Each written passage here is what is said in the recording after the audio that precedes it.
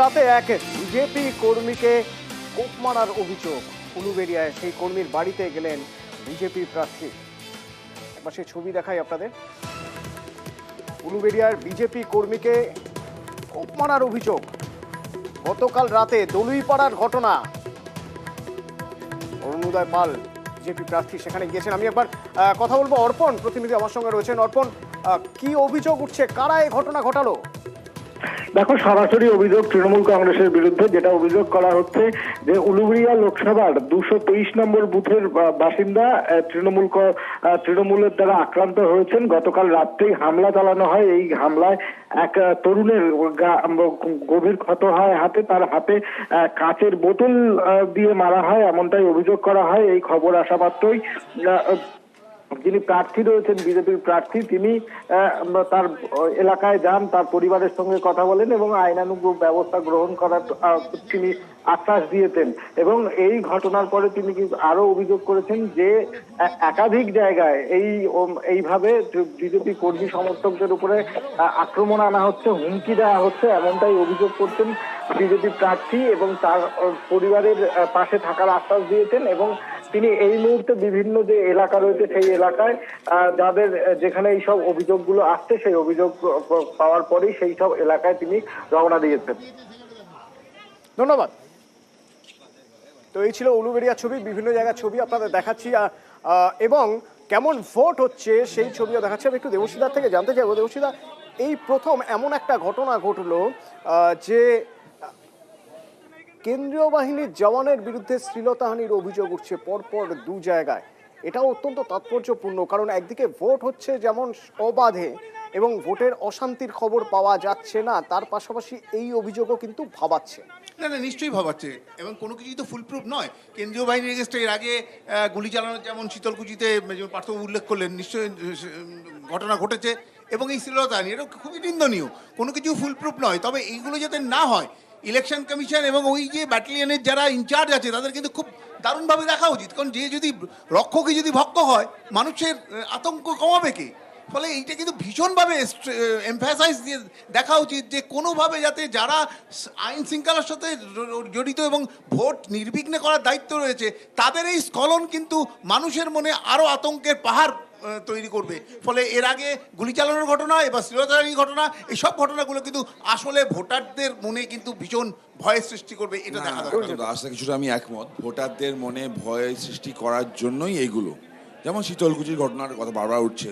আমি যদি ভুল না করি, পার্থদাই সেই পার্থদা যার টেলিফোন কলটা ভাইরাল হয়েছিল। মমতা বন্দ্যোপাধ্যায়কে বলতে শোনা গেছিল, বডিগুলোকে সামনে রাখিস, ওগুলোকে করতে দিস না।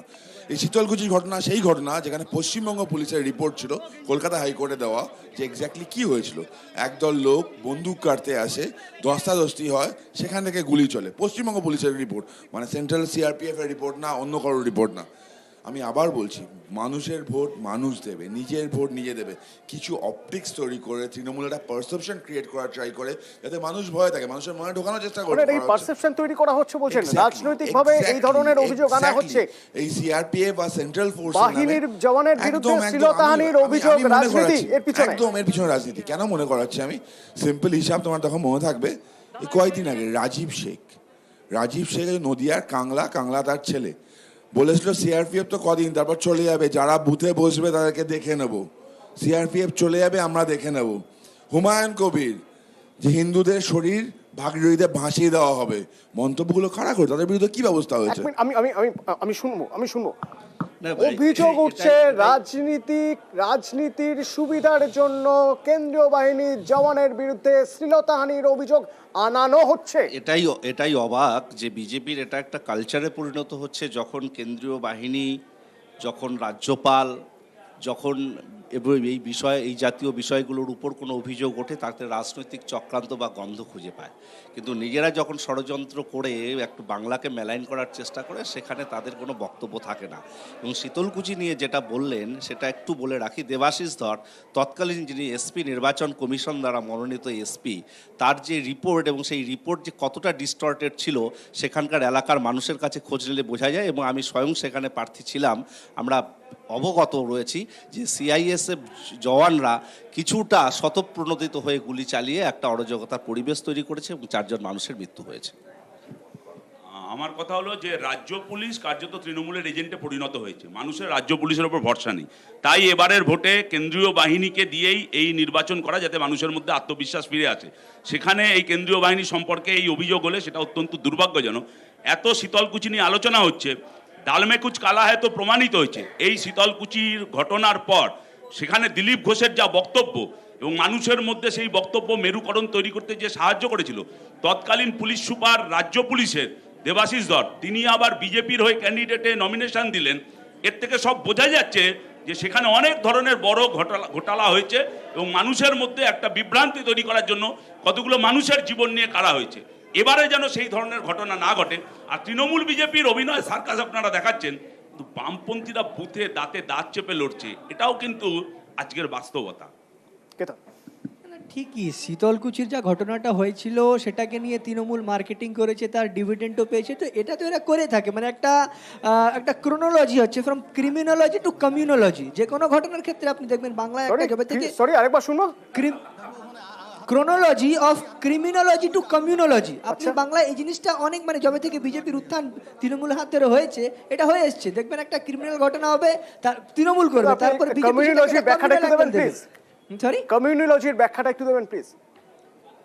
কমিউনাল, সেখানে কমিউনাল অ্যাঙ্গেল আপনি এখানে দেখে নিন, সন্দেশখালিতে দেখে নিন, ব্যাপারটা হয়ে ক্রিমিনাল অ্যাক্ট, মহিলাদের উপর নির্যাতন হচ্ছে, অত্যাচার হচ্ছে, সব মানলাম আমরা, কিন্তু বিজেপি ওখানে কি করছে, যাতে ভোট অবাধ, সুষ্ঠু, শান্তিপূর্ণ হয় তার জন্য বাহিনীর জওয়ানদের আনা হয়।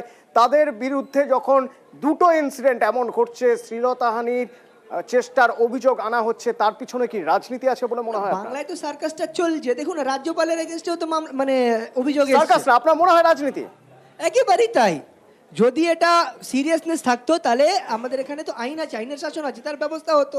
কিন্তু না, এটা শীতলকুচিতেও একটা ফ্যাব্রিকেটেড একটা ঘটনা ছিল, সেটাকে ওখানে মানে কেন্দ্রীয় বাহিনীকে সেখানে ইনস্টিগেট করা হয়েছে সে অ্যাক্ট করার জন্য। কেন্দ্রীয় বাহিনী আমি এক লাইনে বলবো যে কাকে বলে ওই শীতলকুচির এরকম ভয়াবহ ঘটনার পর দিলীপ ঘোষের বক্তব্য এবং তাকে কেন্দ্র করে তৃণমূলের এই পোলারাইজেশন, এটাকে বলে কমিউনোলজি। দেবশ্রীদা, খুব সংক্ষেপে একটু জানতে চাইবো, আমি ব্রেকে যাওয়ার আগে একটু জেনে নিতে চাইবো, কোনো একটা ঘটনা ঘটলে সেই ঘটনা থেকে প্রত্যেকটা রাজনৈতিক দল চায় নিজেদের মতো করে ফায়দা তুলতে, এই বিষয়ে কোনো সন্দেহ নেই। কিন্তু কোনো একটা ঘটনা রাজনীতির স্বার্থে ঘটানো হচ্ছে, শ্লীলতাহানির অভিযোগ বা শ্লীলতাহানির চেষ্টার অভিযোগ আনা হচ্ছে জওয়ানের বিরুদ্ধে, সেটাও রাজনীতি করে। একদম একদম আমার মনে হচ্ছে, কারণ দেখুন আমি একটুকে বলছিলাম কোনো জিনিস ফুল প্রুফ না, তরুণ যদি কী করে ভাবছে তারা সব দিক থেকে ফুল প্রুফ, এমন কাজ করতে কিছুতেই পারে না, এরকম কোনো প্রমাণ নেই। অভিযোগটা হয়েছে মানে অভিযোগ মিথ্যা অভিযোগ, উইদাউট এনি এভিডেন্স, কী করে বলা যায় আমি জানি না। অভিযোগটা আবার হয়েছেও তাও বলছি না, কিন্তু এরকম অভিযোগ উঠবে কেন? বারবার যারা আসছে আমাদের প্রোটেক্ট করতে, তাদের এগেনস্টেই বারবার এরকম অভিযোগ আসছে। এখানে এসছে গুলি চালানোর অভিযোগ এসছে, হয়তো শীতলকুচিতে ভয়ঙ্কর ঘটনা ঘটেছে, কিন্তু তার জন্য কি প্রাণ নেওয়ার প্রয়োজন ছিল? হয়তো গুলি চালানোর প্রয়োজন ছিল, কিন্তু সরাসরি বুক লক্ষ্য করে কি গুলি চালানোর প্রয়োজন আদৌ ছিল? এই প্রশ্নগুলো তো আসবে।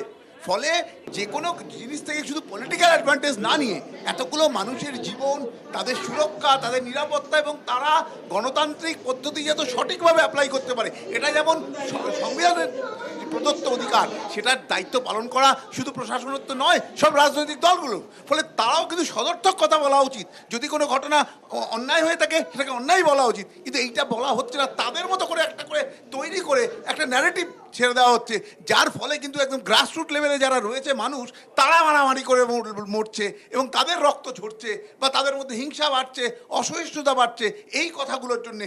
কারণ পলিটিক্যাল পার্টির লোকেরা কোনো ঘটনা ঘটলে তাদের মতো করে পলিটিসাইজেশন করে তাদের মতো ন্যারেটিভ কিন্তু বাজারে এখানে এখানে এখানে এখানে আমি খুব সংক্ষেপে জানতে চাইবো, এখানে কি ন্যারেটিভ তৈরি হচ্ছে কেন্দ্রীয় বাহিনীর জওয়ানের বিরুদ্ধে? ন্যারেটিভ তৈরি করা হচ্ছে? আমি মনে করতাম হচ্ছে না, আমি ধরে নিতাম হচ্ছে না, কিন্তু প্রেসিডেন্ট যা কিছু আছে, অ্যান্টিসিডেন্ট যা কিছু আছে আমরা দেখেছি পশ্চিমবঙ্গে। সামান্য একটা আর্মি ড্রিল হলে মুখ্যমন্ত্রী বলে আর্মি কু হচ্ছে, বিভিন্ন জায়গায় আর্মির ক্ষমতা বৃদ্ধি করা হলে, মানে বর্ডার সিকিউরিটি ফোর্সের ক্ষমতা বৃদ্ধি করা, একটু অন্য ল অ্যান্ড অর্ডার দেখার জন্য মুখ্যমন্ত্রী বলেন দখল করার চেষ্টা করছে। পার্থদা এতগুলো কথা বললেন, সেই ফোন কলটার কথা কিন্তু উনি বললেন না। উনি এত কিছু বলে গেলেন, ফোন কলটার কথা বললেন না।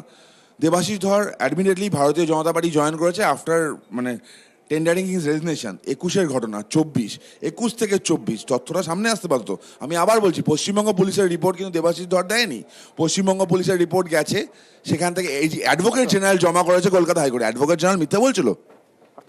আমি যেটা বলছি যে সেখানকার যে ডিস্টর্টেড রিপোর্ট সাবমিট করা হয়েছে সেটাই অ্যাডভোকেট জেনারেল সাবমিট করেছে। পরবর্তীতে এখনও তদন্ত চলছে বিষয়টি, বারবার দেবাশিস ধরকে ডেকে পাঠিয়েছে সিআইডি সহ বিভিন্ন সংস্থা। তো স্বাভাবিকভাবে এটা নিয়ে যে ন্যারেটিভ তৈরি হয়েছে, মানুষ জানতে পেরেছে যে দেবাশিস ধরের বিজেপিতে যাওয়া এবং শীতলকুচি ঘটনা নিয়ে তার যে বক্তব্য সামনে এসেছে সেটা কিন্তু স্পষ্ট যে কোথাও একটা চক্রান্ত হয়েছে এবং মানুষ পর্যন্ত মৃত হয়েছে, এটা অত্যন্ত দুর্ভাগ্যজনক। ন্যারেটিভ পাল্টা ন্যারেটিভ, ন্যারেটিভ পাল্টা ন্যারেটিভ যেমন চলে ঠিক তেমনই চলে ভোটের দিন কোন প্রার্থী কতটা তৎপর তা নিয়ে একটা স্নায়ুর যুদ্ধ। তার প্রভাব পড়ে ভোটারদের উপর, কতটা প্রভাব পড়ে? প্রভাব পড়ে ভোটের ঝড় বৃষ্টির জন্য। ঝড় বৃষ্টির পূর্বাভাসও রয়েছে, যে 3 জেলায় ভোট হচ্ছে সেখানে কত পার্সেন্টেজ ভোট, কতটা ভোট পড়লো, সেই সব খবর থাকবে বিরতির পর। সঙ্গে